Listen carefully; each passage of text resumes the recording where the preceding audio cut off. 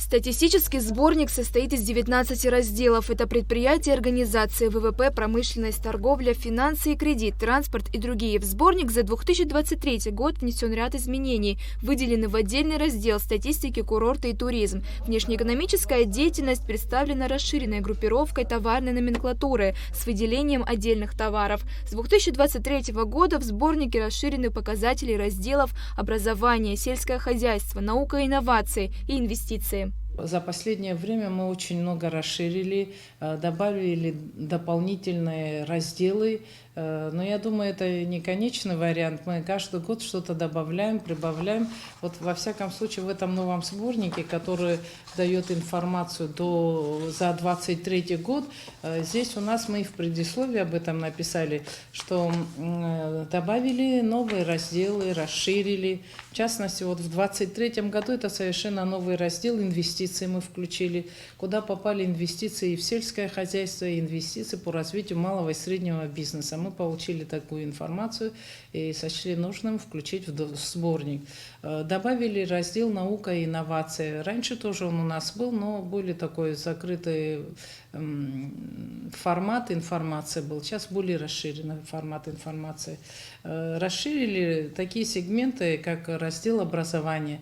Если раньше оно представляло там чуть ли не 15 позиций в виде одной таблицы, на этот раз у нас достаточно много таблиц, расширенные они, и дается такая полная информация в системе образования Республики Абхазия. На протяжении года Государственный комитет ЭРА по статистике подготавливает статистический сборник на основе данных, полученных отделами и территориальными органами от предприятий, организаций, населения путем сбора статистической отчетности. Используются данные, представленные министерствами и ведомствами ЭРА и Национальным банком Республики Абхазия. К сожалению, не все ведомства сдают информацию в сроки, поделилась Камагогия. Вовремя сданный отчет – это залог успешной работы комитета. Я очень прошу в новом году, там 15 дней это выходных, чтобы без особых причин не было несдачи отчетности.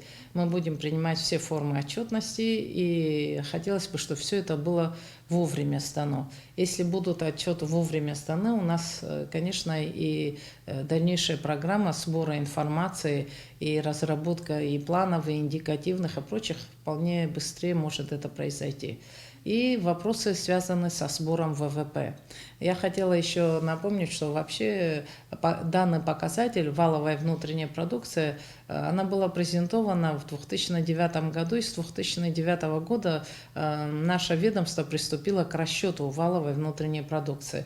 И в этом году, получается, 15 лет, как мы рассчитываем данный показатель.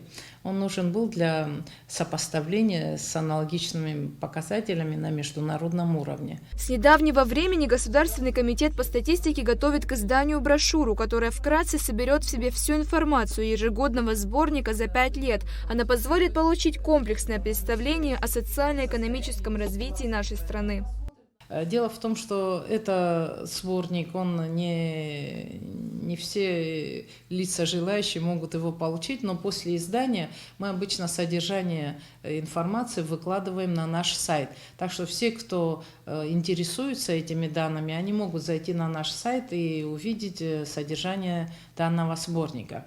Ну и в продолжении в этом году мы подготовили такой макет. Это первый такой пилотный формат с содержанием основных разделов статистики в виде инфографики. Она очень интересна. Здесь не столько вот эти табличные цифры и так далее, в виде графиков и очень визуально воспринимаемым зрением любого человека, который даже не экономист и не интересуется, скажем, статистикой, найти в сборнике где что, а в целом состояние, тенденции, развитие и в сфере экономики, в социальном можно вот по этому сборнику.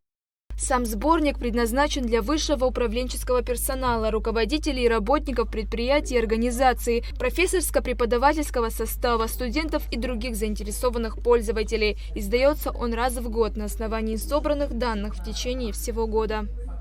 Ульяна Рожкова, Алексей Гухава, Абхазское телевидение.